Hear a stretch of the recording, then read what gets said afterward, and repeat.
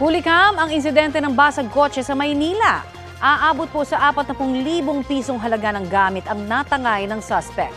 Balitang hatid ni Jomer Apresto. Masdan ang lalaking yan na naglalakad sa bahagi ng Mangga Avenue sa Barangay 576 Sampaloc, Maynila nitong Martes ng madaling araw. Tinapatan niya ang nakaparadang puting SUV at biglang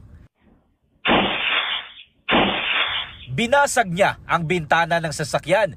Pumasok sa loob ng sasakyan ng lalaki. Pagkalabas, bit-bit na niya ang isang bag. Napagalaman kalaunan na naglalaman ito ng mga gamit na nagkakahalaga ng 40,000 pesos. Ayon sa pulisya, umaga na nang malaman ng may-ari ang nangyari. Sa tulong ng mga CCTV, natunto ng mga pulis ang sospek sa bahagi ng Bohol Street. 2 kilometro ang layo nito kung saan nangyari ang krimen. Wala pang 24 oras, natunto na natin itong sospek. Sinundan natin yung mga dinaanan ng ating sospek at na-find out natin na umuwi lang siya sa kanyang tahanan. Nabawi sa kanya mga gamit ng biktima kabilang ang ilang imported na bag at sapatos. Kinumpis ka rin sa sospek ang motorsiklo ng kanyang asawa na ginamit niyang getaway vehicle.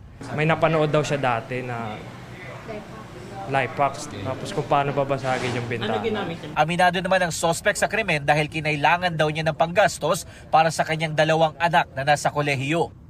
Binasag ko lang, napanood ko lang po sa YouTube yun. Sa nagawang krimen po, humingi po ako ng talagang kapatawaran.